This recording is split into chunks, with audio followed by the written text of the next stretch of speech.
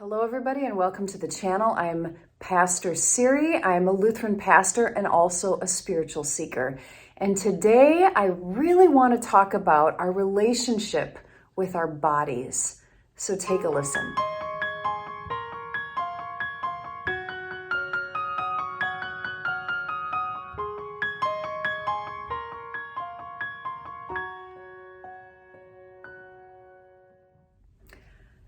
So if you are like me, you have a complicated relationship with your body.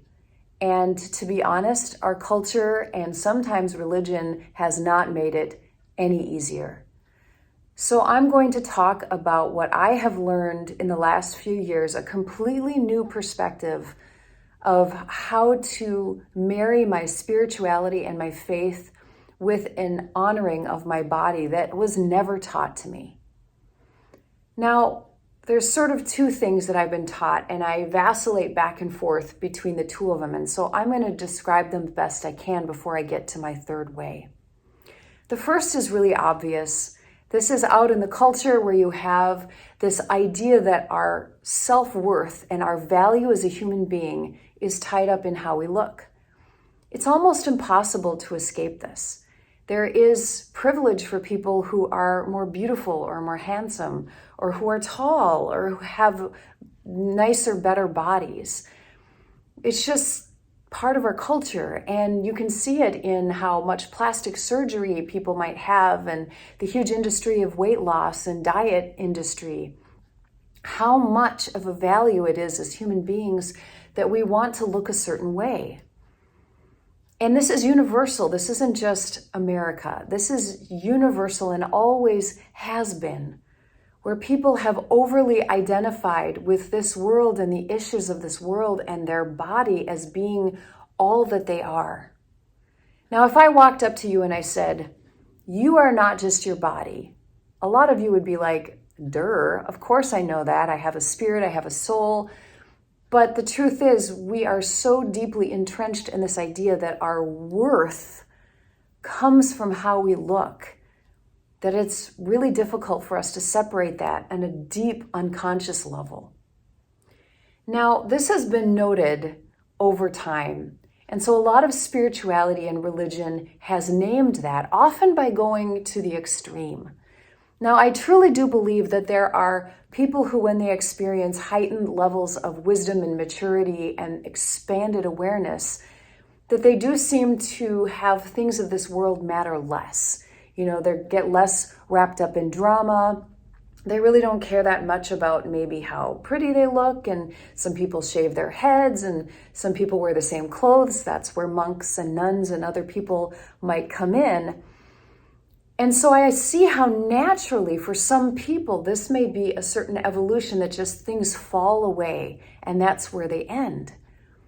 But unfortunately, I think for a lot of people, they see that as being the inevitable goal. That is what enlightenment looks like. That is the only way a person can truly live in this world who is spiritual. It's a very masculine point of view, to be honest.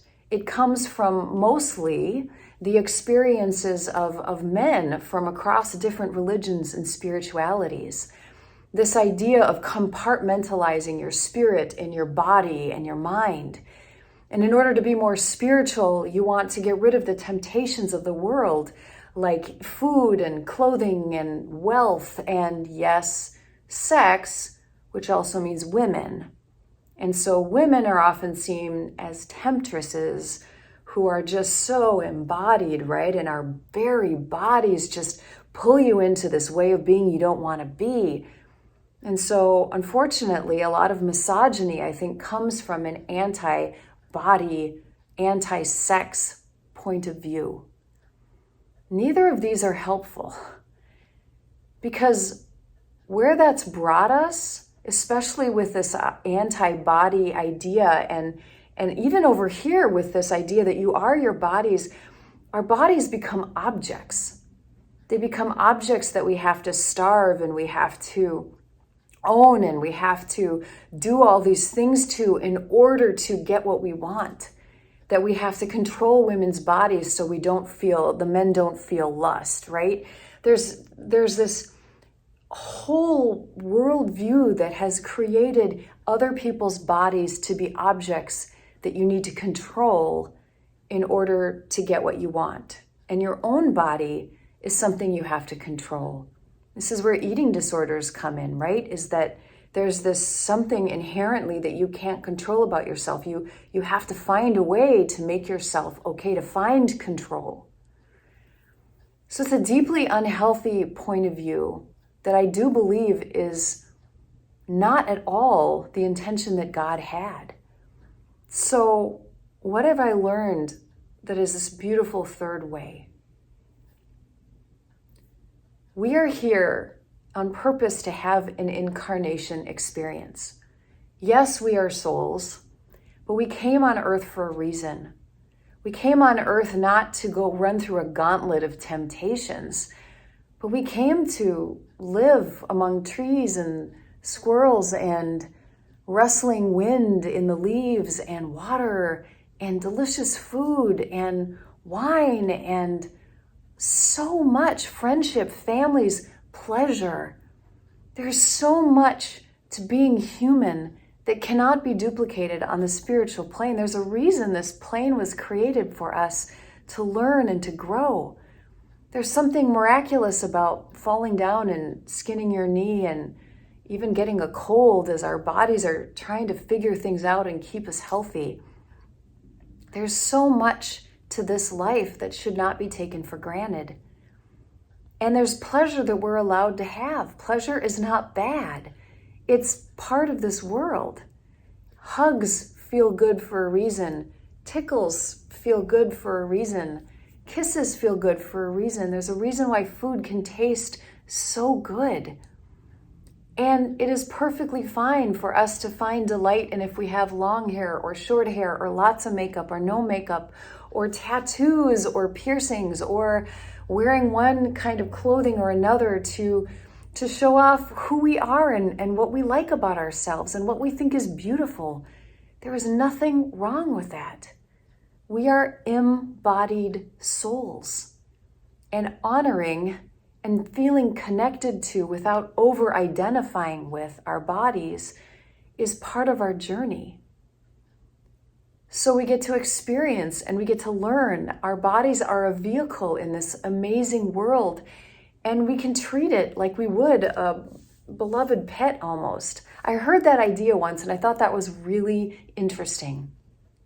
If you had a beloved pet in your home, would you not look out for it and make sure that that pet was fed and clothed and happy and got the exercise it needed and was regularly taken to be groomed and getting a vet checkup? Like, you'd want the best for that pet. So what if your body is sort of similar? It's this vehicle that has its own intelligence that's trying to communicate with you and trying to work with you in this life that you have. And there's something so lovely about taking care of your body in the way you would take care of another being, another entity that is in your charge. So I want to share a story. Many years ago, I subscribed to a fitness magazine. It was Weight Training for Women, and there was an editor who was a man. He was the one who basically started this magazine. And the last issue I ever read of this magazine, this woman wrote in and said, you know, I try to exercise and I eat well, and I must be self-sabotaging because I cannot seem to lose weight. What should I do? And his advice was, take off all your clothes, go stand in front of the mirror and scream at yourself, this will not do. I never got that magazine again. I could not believe that this man was basically teaching women to use shame on their own body and to hate their bodies to a level that they would force themselves to change. That is a tactic that humanity has been using and religion has been using and everybody has been using for thousands of years, is to use shame, fear, and guilt to get results. And it is devastating. It has completely destroyed our relationship with our soul and our relationship with our body. And it's wrong. It is completely the wrong way to go. What I have learned is the complete opposite. To look at myself in the mirror and to smile, to look at my body and to love as many pieces as I can, even if I just start with my hands and then my feet and then my knees, to just find parts of myself I'm grateful for, and to slowly let that love and acceptance seep through my whole body. And in my relationship with my body, I have tried to ask her more and more what she needs and what she's afraid of, and to work out the competing voices and all of the junk going on in my head that's been fed to me from the culture and from wherever, to try to sort it out, to figure out how I can have the best relationship with what my body wants from me as is possible. Now, in regards to how my spirituality has changed, there's this beautiful time where I was studying, I was on sabbatical, and I studied both some Native American traditions at a retreat that I was at, as well as I learned a lot about like Wicca and paganism and things that tend to be more women-led. And there was just this absolute, in both of them, this beautiful honoring of the world as being interwoven and interconnected with the spirit, as not being separate. And there was this idea that rituals and symbols and the clothes we wear and the fire and the water and the earth all being things that spoke to our soul, that we're not standing in a cell trying to meditate away, just meditate away the world, but rather you're engaging the world. You're standing in the middle of a forest. You're looking up at the moon. You are calling on the lovely animals around you to support you, or whatever it is. There's this deep incarnational spirituality that is so lovely, and it's gentle, and it's so kind, and it's the kind of thing that if you practiced it, you couldn't go out and just chop a tree down with a squirrel's nest in it because it was blocking your sun or something. You just, I don't care about living things, just blah, blah, blah, blah, blah.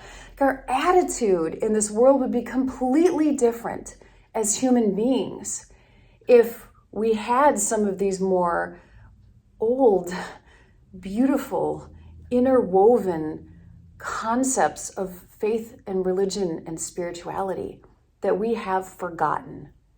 I actually believe that Jesus had this belief.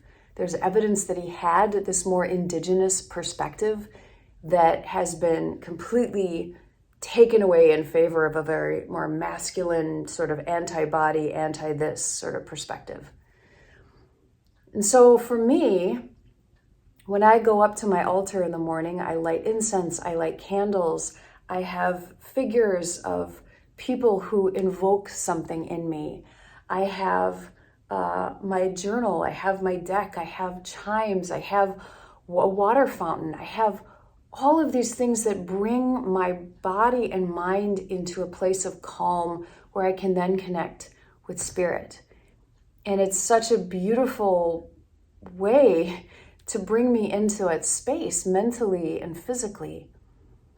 I also think about how we're learning more now than ever how trauma can get stuck in our bodies. And so part of healing as human beings is learning how to reconnect with our bodies and re-engage and work trauma out of our bodies, how through singing and dancing and drumming and certain movements that we do, we can actually find healing.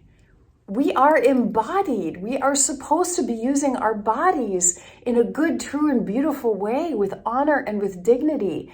We are supposed to use our bodies as vehicles for healing. We are supposed to work with and partner with this whole universe and world and incarnation, because it's not earth and spirit.